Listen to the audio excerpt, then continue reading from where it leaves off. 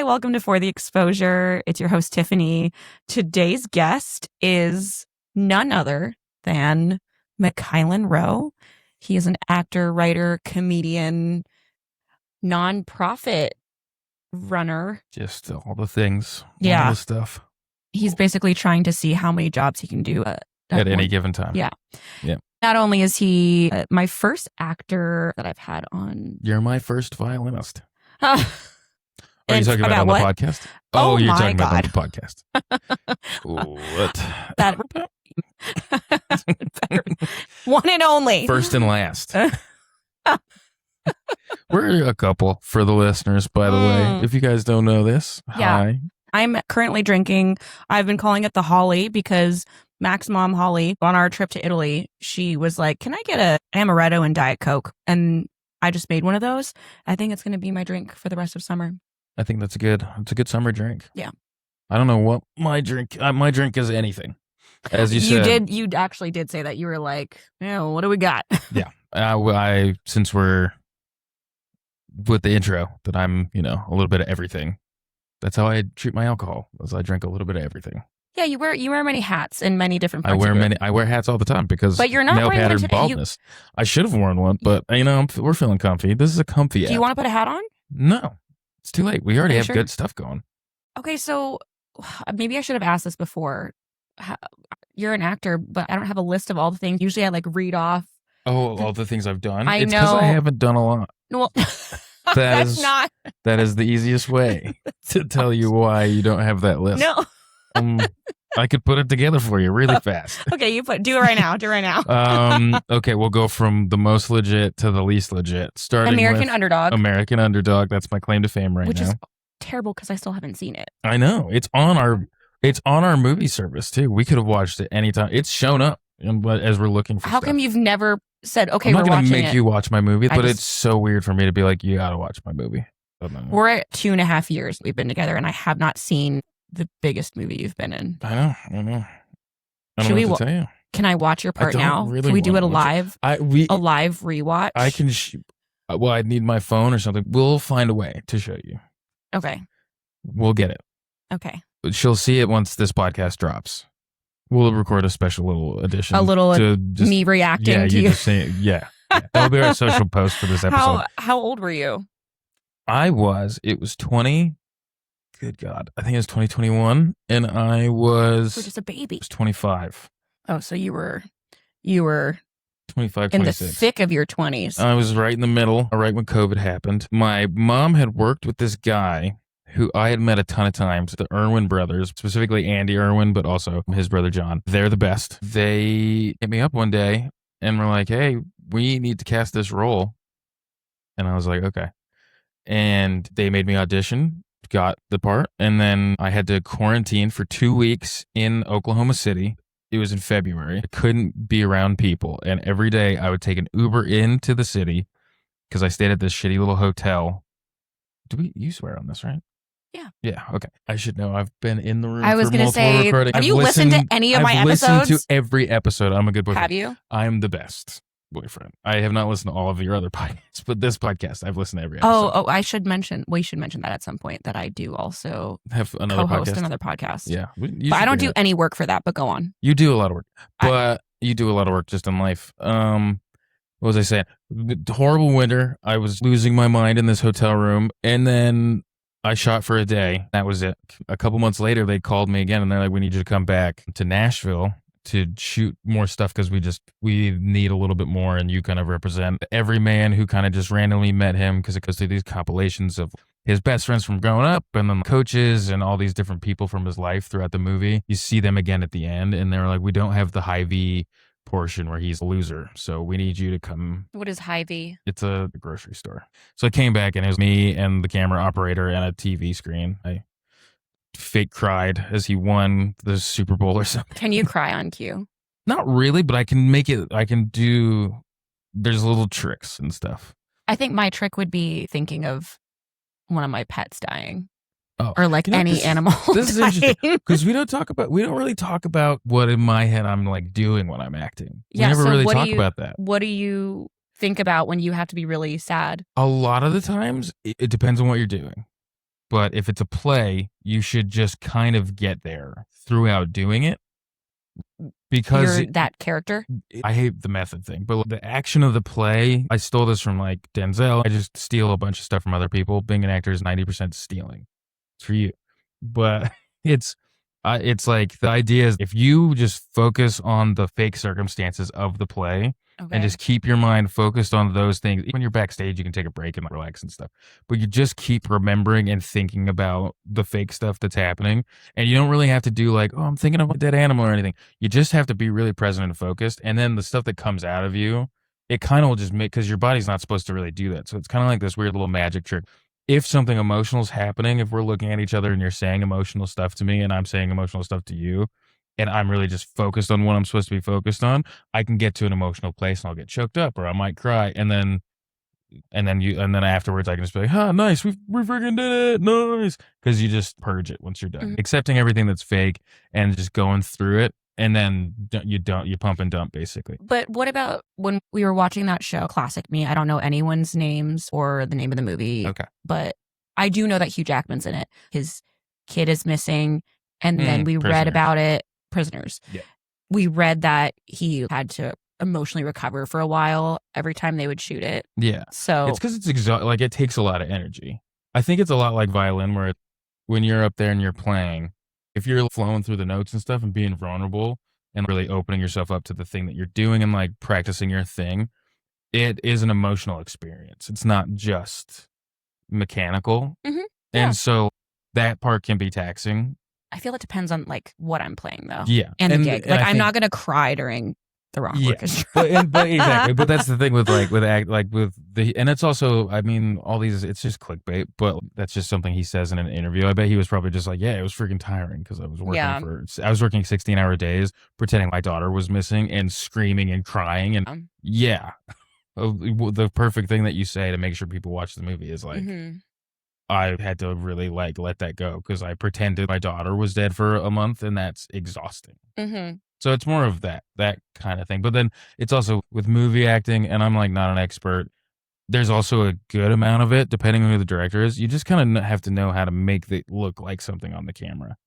So like to bring it back to the American Underdog thing, I was staring at a blank old 90s TV screen. And the cinematographer would just yell out plays that were happening. Then he would be like, be excited, make it look like you're sad. And then he would be like, a little bit more, try this. And in my head, I would just, a thing I learned is that it looks like when you're trying not to cry or you're tense, that can read as crying or it can read as sadness or it can read as excitement. And then if you smile a little bit while you're like really trying to hold it. Yeah. I'm really trying to hold it back. And then that looks like you're crying. I'm laughing. Yeah, but I mean, because I'm doing it as a joke. But like that looks like you're crying, so you don't really have to like. So it depends, and like I don't want to minimize acting. I think it's amazing, and like I get off on it. Like it's. I would hope so because you do it for a living. Yeah. So it's more. We just have never really talked about. Like, in my head, a lot of it is depending on what you're doing. You're playing pretend, and it's how hard can you play pretend. Oh, I just thought of this, but obviously you know that I taught for a long time, like full time in a classroom. Now that you teach, do you see how there's a crossover of acting and teaching? Yes. I mean, the small amount of acting that I've done, it's like very performative. And I remember when I was in teachers college, we actually had to do acting and improv exercises. Yeah. And they made us kind of what you're describing. Now you're feeling this. Okay, now show this. And I remember thinking, what are we doing this for? I see what you're talking, because the kids will know, and Michael Caine always makes this joke from his book on acting. He talks about the camera will know you're lying. And it's the same thing with kids. They can tell when you're disingenuous. Yeah. And I hate when people are like, oh, great job. Yeah. Oh, do kids actually think they read that they're being patronized? And I think they can tell that they're being patronized, but some kids like the attention. I've noticed that as well. It's like some kids dig it, so they're like, maybe this is how praise kinks are formed. Well, you should know. So what were you saying? Yeah, we got off onto a whole big tangent. Oh, teaching and acting and... We were talking about my resume, and then I just started going off on an acting thing. But yes, teaching and acting are super similar. Acting is my favorite. I love storytelling and acting, and it's the best. Do you like teaching? Not as much. Oh. No. Like if teaching was I don't feel much. I feel a reward, and I do like it. When you say you feel the reward, is it you mean In the rewarding moment, like the experience of like dopamine, yeah. yeah. Like Okay. I enjoy the process because I make movies with these kids, and like I enjoy watching them watch it, especially after I go and edit it, and they see it for the first time. I enjoy that, like seeing them be like, oh, and like laughing at the stuff that they. That's cute. It's cute, but they're 10, so it's kind of tough. The engagement level and how much is just me doing something for them versus them providing something, it kind of varies. So I do love it, but it's just it's a nice side side journey for me. Has teaching made you? Has it been more of like a birth control, or has it been more like, oh, this makes me want to have kids someday more? That has not really entered into my thought process. Maybe that's just surprisingly. a feminine thing. I don't know. Maybe it's. Are there any names that are you're like, well, this is a demon child, so I cannot name a child this ever? That's more of a you thing. But we the other night sat here for 30 minutes, and it wasn't in a long drawn out thing. Like, it would be spurts where we would be sitting in silence, and then she'd be like, "I'll just use our names." Be like, "I hate the name Tiffany." Oh, and I hate the name Mac, and I hate the name McKylin. I hate the name Tiff. What would you do if I didn't like your name? What if I was like, I hate your name? I'd call you stupid. My name's awesome. I remember that was one of the things you said to me when we first met. Oh, we should also talk about how we first met. Oh, okay. But when we first met, I remember you being like, do you even remember my name? And I was sitting there like, McKylin. Like I remembered it was a weird name and kind of relief. And you looked surprised that I remembered your name. Because people don't remember. I don't do that anymore because it's douchey. But it was kind of this thing of, do you remember my name is Mac? And you only remember Mac? Because then it makes me think you don't take me that seriously because it's just a nickname. But you can tell that's a nickname. So do you remember the real name that's harder? I do remember you first introducing yourself, I think, as McKylin. I don't know why I would have remembered that. I remember thinking, that's an interesting name. I've been trying to take myself more seriously and say my real name when I introduce myself. You don't feel serious when you say Mac? Mac is specifically not a serious name. You know I hear what I mean? a lot of people when you introduce yourself and then they'll say Matt because it's so similar. I used to call myself Mac to make it simpler. Sometimes when you're introducing yourself to people, you're like, who knows if this matters? So it's like, I'll say Mac. Yeah. And then I can tell you my real name later. I am just, if needs be, plowing through that. Guzzling for this drink. Let's get drunk, baby. Let's get drunk. She's got a friend coming over after this. There have been so many times where we're talking about something and I'll think, this is such a funny, interesting conversation. And I wish I was recording it. Oh, really? Yeah. Like what? I don't know. I thought that was going to be a segue like you had it. Like you had a couple of them written down. If there's anything you know about me, you know I'm a bad storyteller. So that's okay. One of the first okay. What the who cares? We're breaking the format. Yeah, there's no format. What are you talking about? Well, like the format of like we're supposed to for the exposure. I'm doing this podcast for the exposure. We'll get there. What are you talking about? I am exposing myself. You have more exposure than me. Camera. You like regularly hang out with famous people.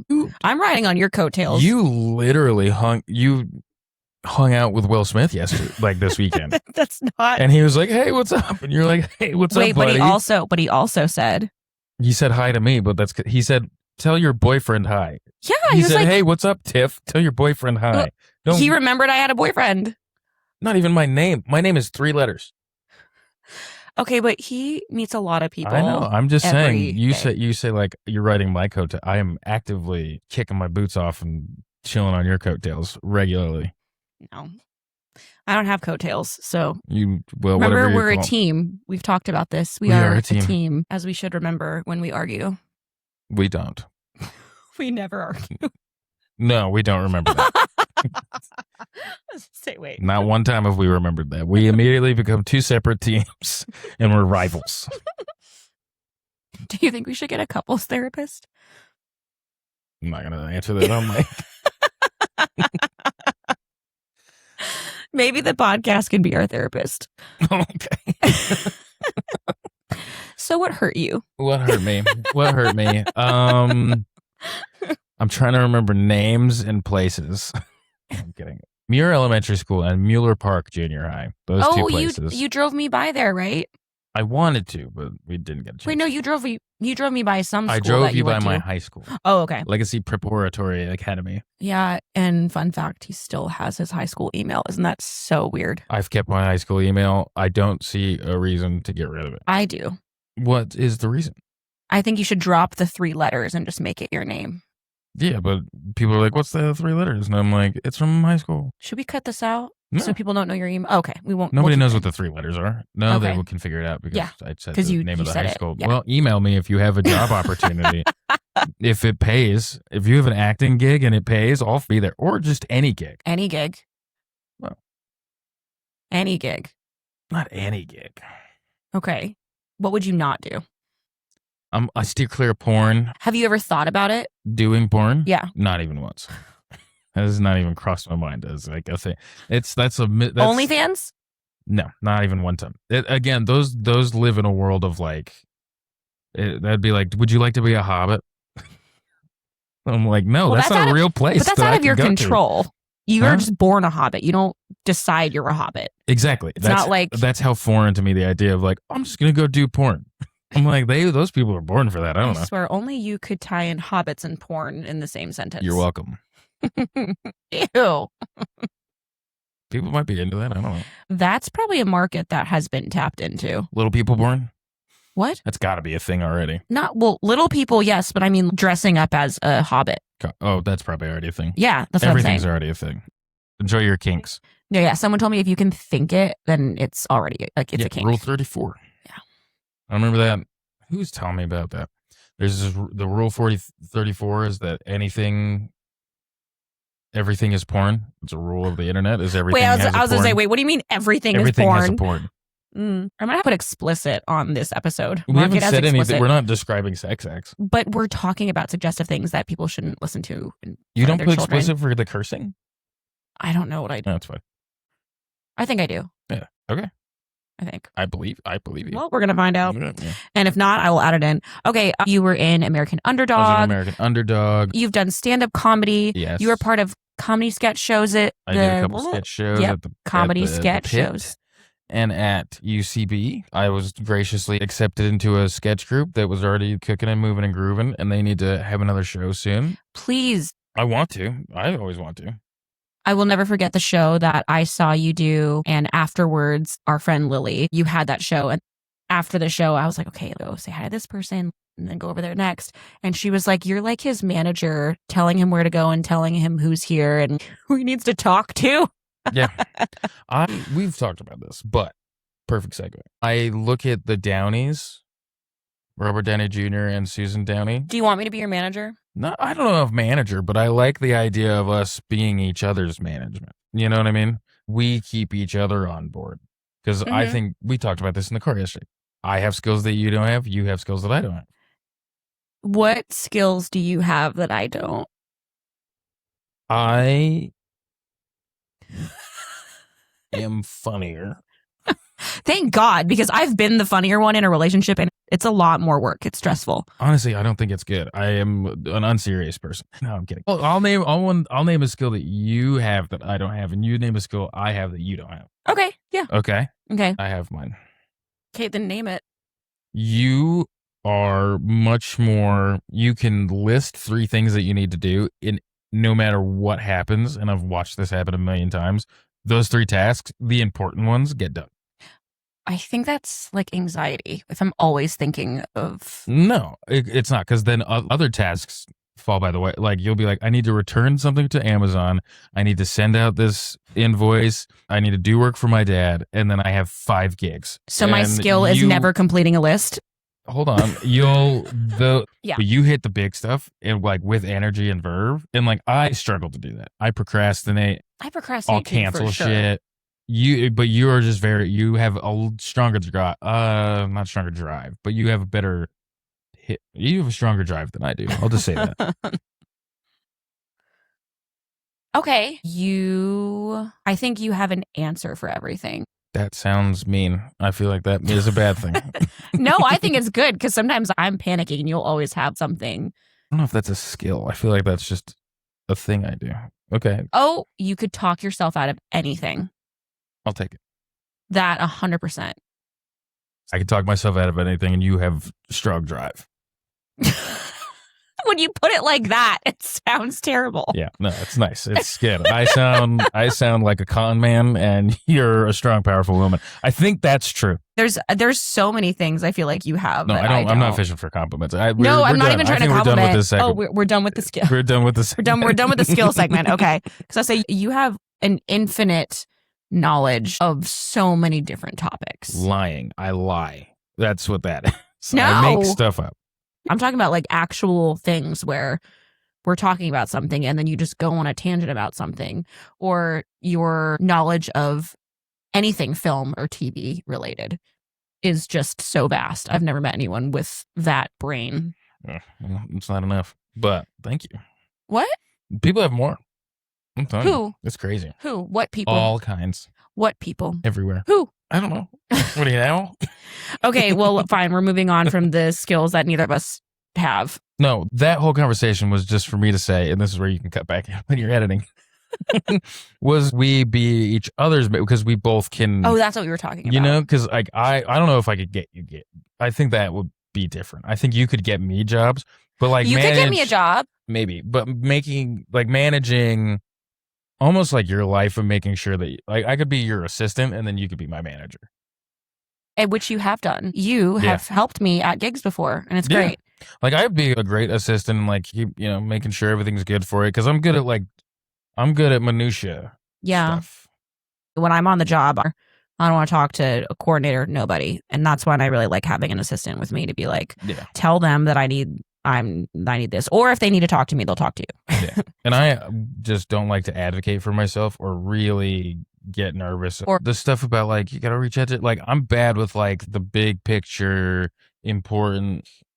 Oh, I made this relationship with this guy and they're doing this job and I connected those dots and now I have a job. Like you're great at that stuff. I'm not. Really? Good at that. Yeah. I feel like I'm more of a details person. Christina Aguilera, the gig that you got from working with somebody who was working on another gig with you? That is exactly what I'm talking about. You're great at it. I feel like I don't know how the acting industry is, but with music, it's like when you've worked on one thing, then they remember you from another thing. But at least once you get to a certain part of the freelancing musician circle of New York, you start to see the same people in the same gigs. Exactly, so is it like same. acting? You guys see each other on the... We just the other day had a thing where we were just like, oh, we've watched 5 movies with John Hamm in it on accident. That's Christopher Nolan's whole thing with the Odyssey. This is his 3rd movie with Matt Damon, his 3rd movie with Anne Hathaway. Yeah. Oh, wait, let's do a plug. Your podcast, Bibliofools, did an episode on the Odyssey. So if you're like me and you don't want to read the entire Odyssey like you did in 6th grade and barely retained anything, listen to the podcast and you will know what's going on before you see the movie. Yeah. I hope your friends listen to this. I really wish you guys would do more books that are becoming movies, because we need more of that. Yeah. And I think that we are doing that now. And well, thank you. If you guys are listening to this, thank you. If this podcast makes you listen to our podcast, listen to all the episodes and comment on them. You guys have like 500 episodes at this point. We have 56. That's a lot. Yeah. I think this is going to be my 7th episode. It is so much work. We started like a year before you. I know, but it's so much work. And there's 3 of us. But here's my thing. Fair. Here's my thing. I don't know if anybody else does this. Maybe you do this. When I find a podcast that I really like, you go through the entire thing. Every single thing. Yeah. And sometimes I'll re-listen. That's me with Hot History. I just discovered her. She's this Australian girl, and she's called Hot History, and she does random topics and history things you should know. Mm-hmm. And I've listened to every single episode of hers now. I love that. And I just found it like maybe 2 months ago. I need to. And she's been around for like 3 years. I need to jump on that. Yeah. Yeah. Jump on that thing. She's so cute. She has a pink microphone, and she sits on her couch, and there's a little campfire. I don't want to watch a podcast. I don't either. And but no, you should. No, You should watch a podcast. I saw this video from Trevor Noah, or it's just a snake eating its own tail. But I saw this podcast episode, a video of Trevor Noah talking about people make content to just make content. This is like what Kira and me were talking was about. Talking about that, where it's like you're just making something to make something. they're making something to go viral. They're making it. It's like not even everybody's genuine. trying to be viral. Yeah. And I remember not an argument, but I remember you got annoyed with me because you would send me these videos and there would be like these funny clips or whatever. And I just kept being like, staged. That's staged. This is staged. And you were just like, just laugh at it. And I was like, I'm sorry. I'm not smarter than anybody or anything. I just hate the staged videos. To be fair, I do too. I don't love the staged ones either. But it was there. Just every now and again, one will get you. Sometimes they are funny. Everything's staged and everything's fake. And that whole thing is just such a nightmare, which is funny to say on a podcast with a person who wants to do pretend and we're just making content. So if there's a black pot, meat kettle. Are you the kettle? Yeah. Okay. Pot calling the You're kettle not black. But you are black. Yes, I am. But that's not what that has nothing to do with the saying. So to say, maybe you should pick a different saying because you are black. I don't know what the other version of that saying would be. But Oh, which is funny because I didn't. This is a great segue into talking about how we met. Because when we first met, I thought you were Dominican. Everybody thinks I'm Dominican. No, not right now. Well, when I'm bald, I'm not Dominican. What? Apparently. Well, yeah, because you have the little curls. I got my little curls. I got my little biracial curls. So when we first met, you tell it.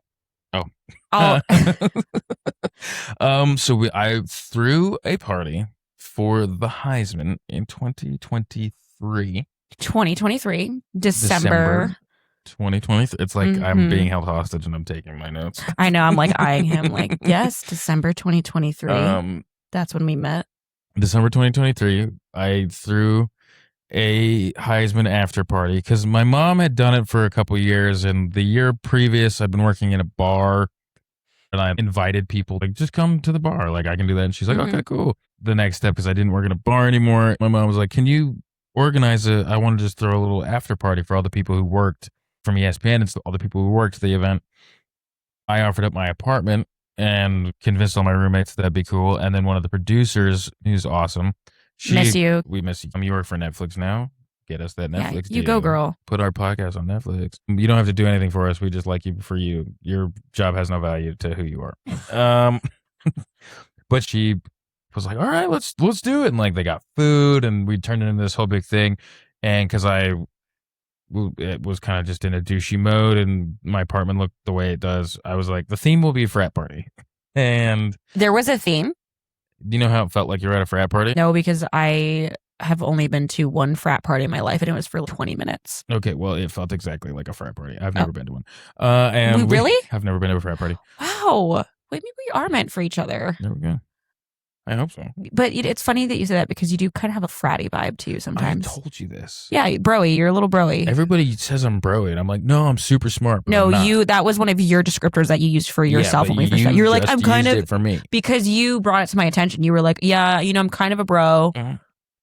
This is when we first met, so we're still in the origin story here. Yes, I haven't deviated. Not too much. I was broing down as I set up this party, and I.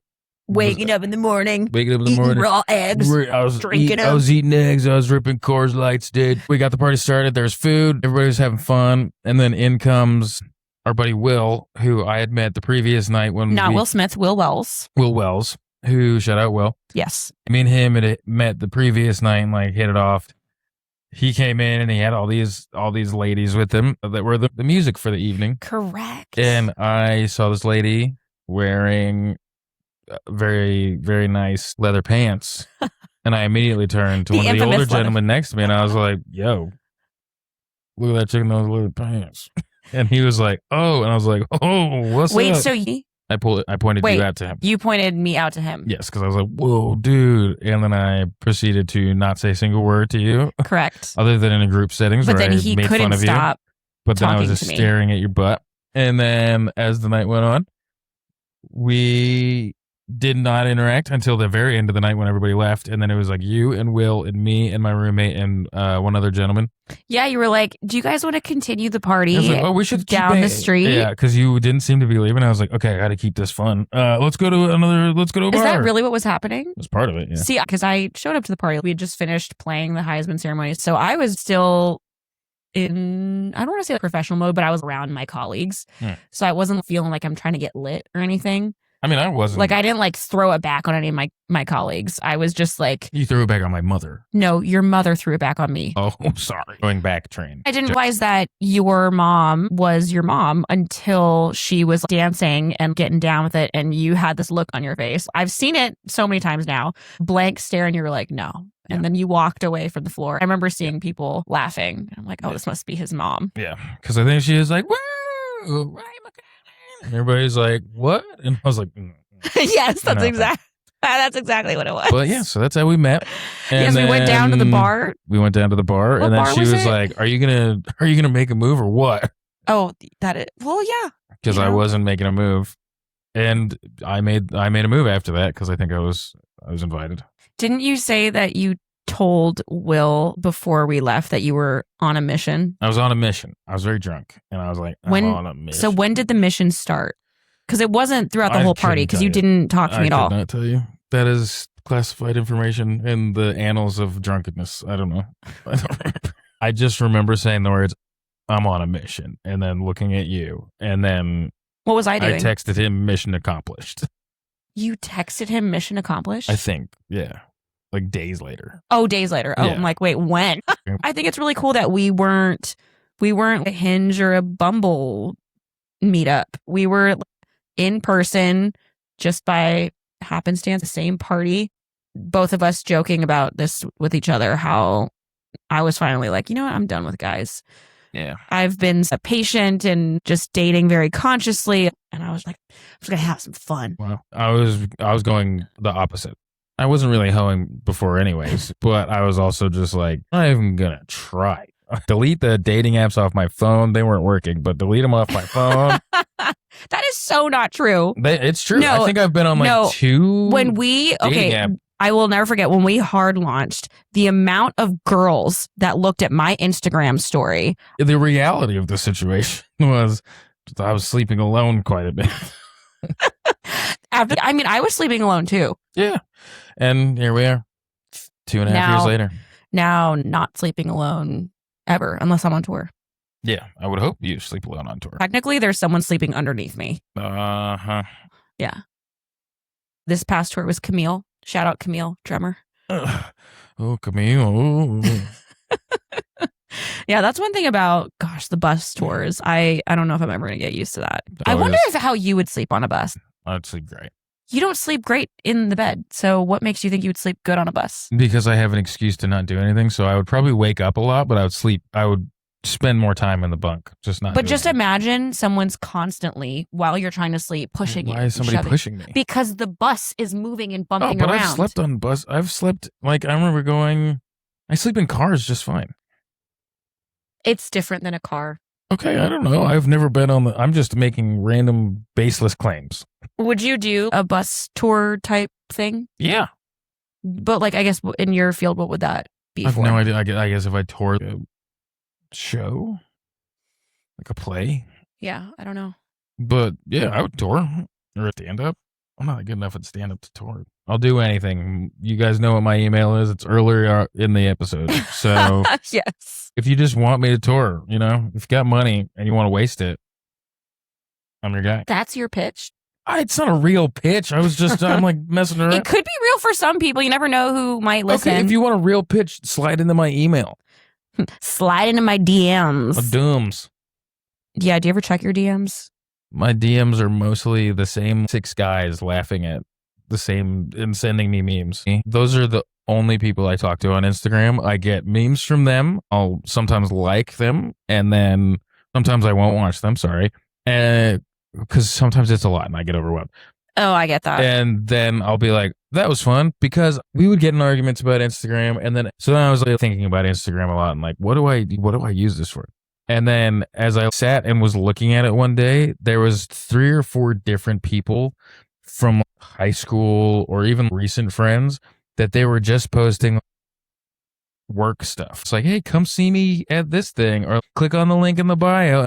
Even your friends on Instagram are just selling you something. And I was like, there's no value to Instagram other than for work. Why am I wasting my free time? Also, LOL to you just breezing past. We would get into arguments over Instagram. We don't need to hash it out on here. But I was just like, yeah.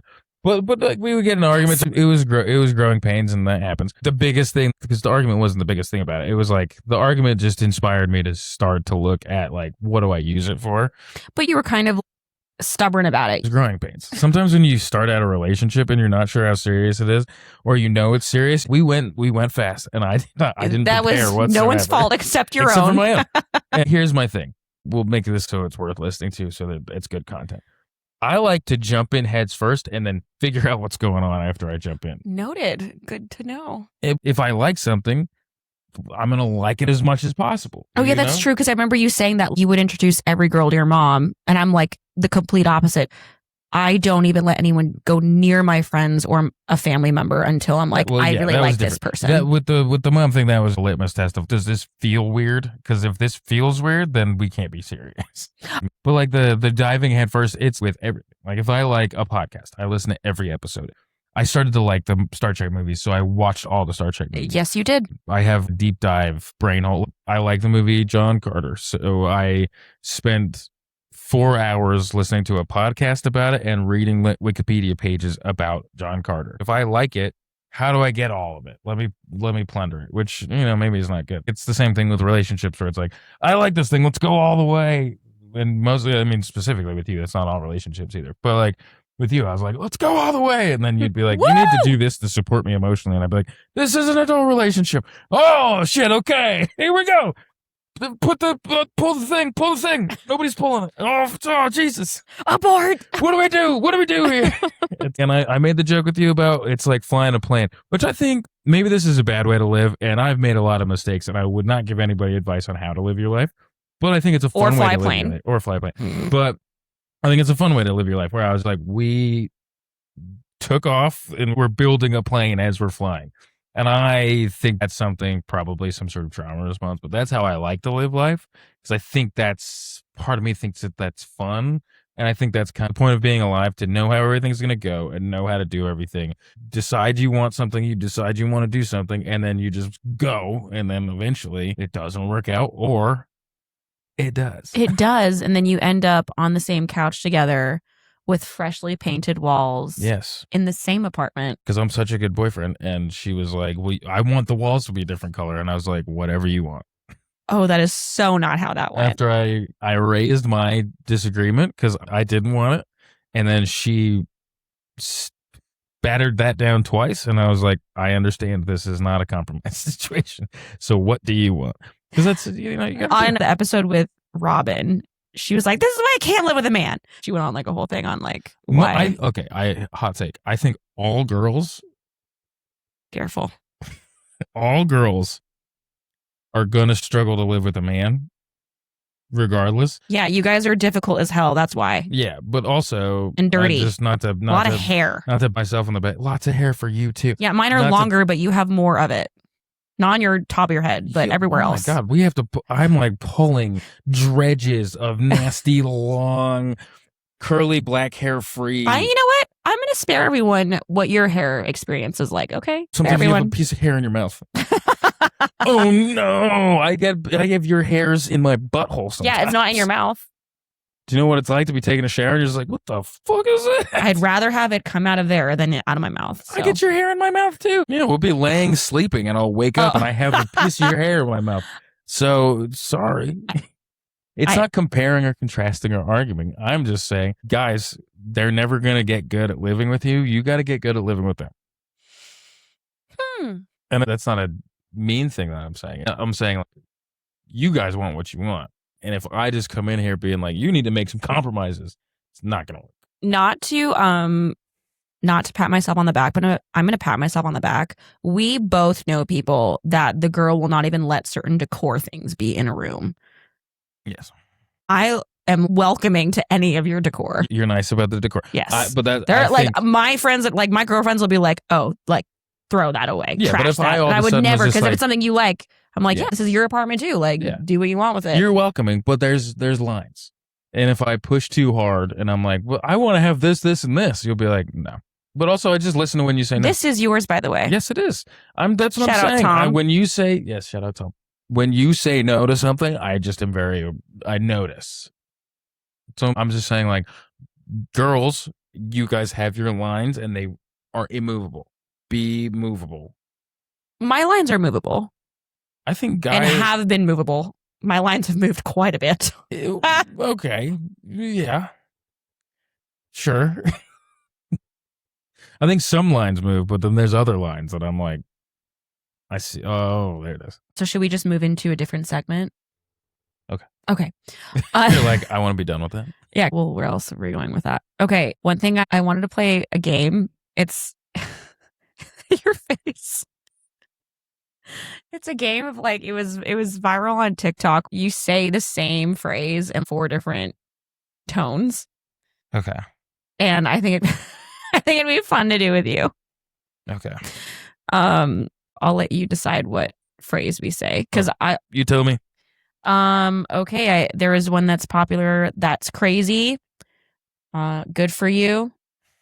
I'm happy for you. Good luck. Let's do good for you. Good for you. Good for you's fine. Okay, say it in an encouraging way, like a genuinely encouraging way. Good for you. Oh, that was good. Good for you. No? No. Yeah, I'm still annoyed with you. Okay. Yeah. Now use your teacher voice. Good for you. Was that yours? Oh no, it wasn't actually. Good for you. Oh, that was a little like patronizing. Yeah, Ew. I'm teaching. Oh, What do I have to say? Good for you. like I don't know. I wanted to give it something different than encouragement. Oh, good for you. That was good. That was better. Mhm. Okay. It's funny because now I'm being the teacher in this. Mm. Okay, in a flirty way. Good for you. The eyebrow.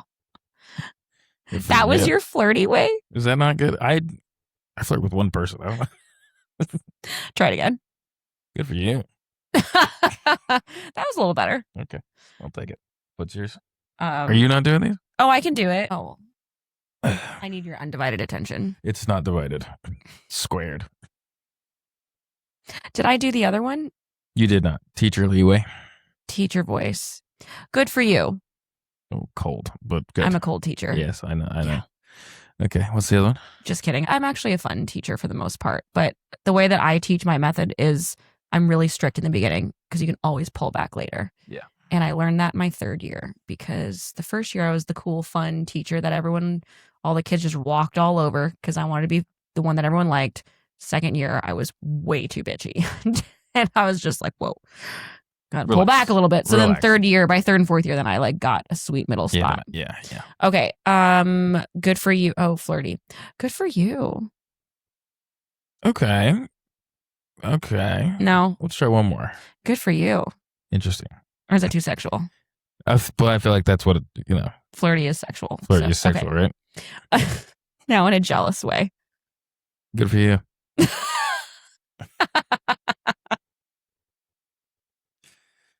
that good? Yeah, that was like really authentic. Now I know when you're telling me good for you, what voices Well, to use? Way. Good. Yeah. Okay, what's yours? Okay, I have to think about if I'm jealous. Good for you. Yeah, I've heard that. Yeah, I've definitely used it for you. Oh, yeah. I have.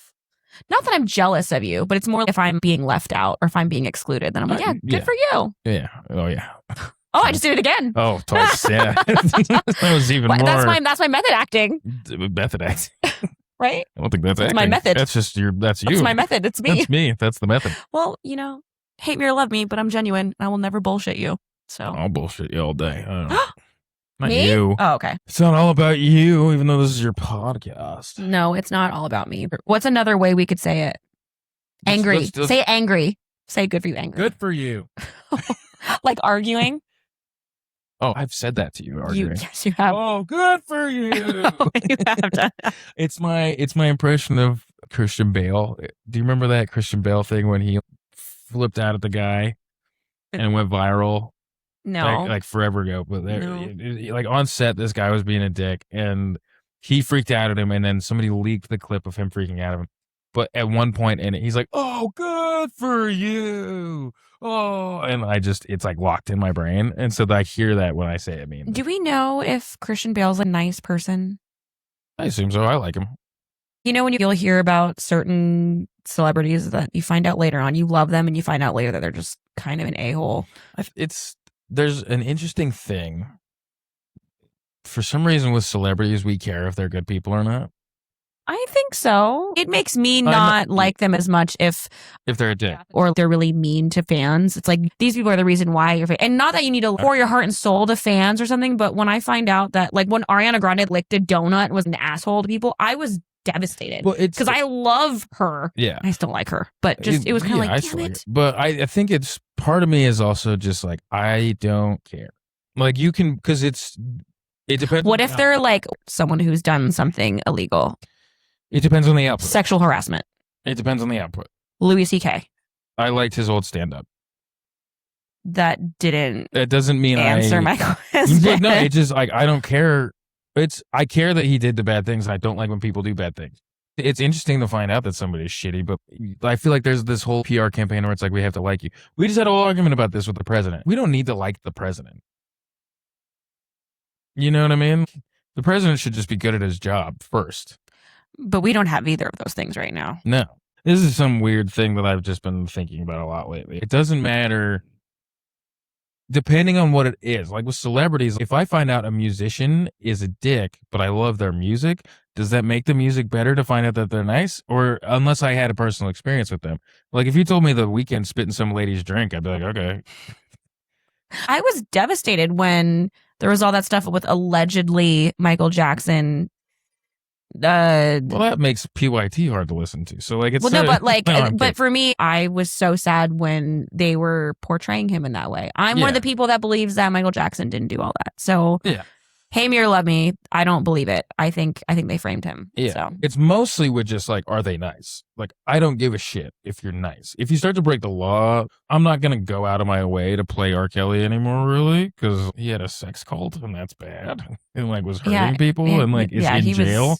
So he's a pretty shitty person. It's tough to listen to the music. But I'm more talking about just the, like, are they nice? Who cares? Did you watch the P. Diddy documentary that 50 we watched Cent? it together. Oh. But like P. Diddy, I don't need to listen to P. Diddy's music anymore. But it's more of just like, are these people nice? It's like, who cares if they're nice? Did you like the thing they did for you? It's a half-baked thought at best. I see what you're saying. Someone doesn't have to be perfect, but because they're still a human and all humans are flawed. It depends on the thing, but if somebody told me, oh, Beyonce is really a bitch, I'd be like, okay. But I like a couple of her songs. Like, I won't listen to Beyonce because I heard she's mean. I'm like, do you like the music I think this is one of the spots where we disagree because it will make me not want to support someone if I know they're not like a good person. Yeah, but I feel like part of the support, well, I mean, it might be just with music because I feel like with music, I'm not like, the plays are not as supportive in my mind. Yeah. Because like I know that Spotify doesn't pay them a lot of money, and like the people that we're talking about, like the big people, it doesn't matter if I listen to it once because there's another million people. I don't really care if they're nice. You don't have to be a people person, but I do think some people lose touch with reality when they get to a certain level. But I will say that having spent an entire summer with one of the biggest global movie icons, you forget that he's that big. Yeah. Because he's so down to earth and he's so sweet. And he really is a genuinely nice person. If someone like that can still maintain their sense of self, and I'm sure he's done a lot of work on himself and all that, but like, I've told people this. There was one time he was sitting with us eating our catered food on like a paper plate and just hanging out with us. And I'm like, holy shit, artists never do this. And this is one of the biggest movie stars ever. He's eating off a paper plate with us. Like, he's so cool. Yeah. I wonder, and maybe I'm just a weirdo, but I know it's important for people to like people and stuff. But I just don't understand why it matters if we like a celebrity. Like, it makes sense if you want to like somebody who's your boss in that situation, and it's like awesome if they're your boss. The need for celebrities to be nice, it's more of a question. It's not a thought, really. It's a question. Unless their whole job is just being nice. Like an actor, I don't think you need to be nice. Or a musician, I don't think you need to be nice because your job is you're doing this other thing. If a teacher's mean and doesn't teach well, or if a teacher's mean and does teach well, then do I care that she's mean? If they teach well, I think it's because in myself, I'm like, I think nice sometimes stops me because I've used that excuse. Like, oh, I'm trying to be nice.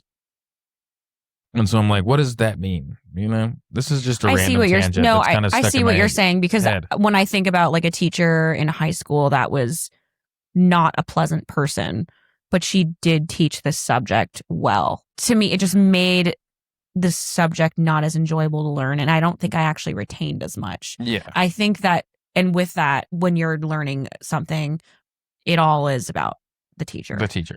But when people say, I can't dance, I can't do this, you just need the right teacher. You need everyone can do those things. Everyone can play an instrument. Everyone can sing. Everyone can dance. I think some people maybe naturally have more of an inclination to be a little better at it. Some people pick up things quicker, but I do think that you just need the right teacher. Yeah, I agree. But yeah, I don't know what our obsession with people being nice is, and I think that because it's nice. It's good to be a nice person. I know, but it's just like in my head, I'm like, why does it matter? But it's like, you're right. If you have a nice teacher, like a teacher that cares, but there's teachers that care about you that are not nice. I'm not saying that a celebrity has to be nice. No, I don't know what I'm talking about. I don't know why we're still talking about it. Okay, then we'll move on. We're moving on. We haven't even really talked about like your actual career. Like, how did acting become your path? No, this episode's going to be 3 days long. Okay, actually, you know what? Maybe we should make this 2 parts. Should we make this 2 parts? No, we could cut a lot of stuff. Let's keep going. Catch the rest of our conversation on the next episode of For the Exposure. In the meantime, you can DM me at For the Exposure Pod on Instagram, or you can email me at fortheexposurepod@gmail.com with any fun, crazy, memorable gig stories, and I will share them here and we'll discuss them. This podcast is produced by Weiss Artistry and Production, and the jingle is composed by Tiger Darrow. We'll see you next time.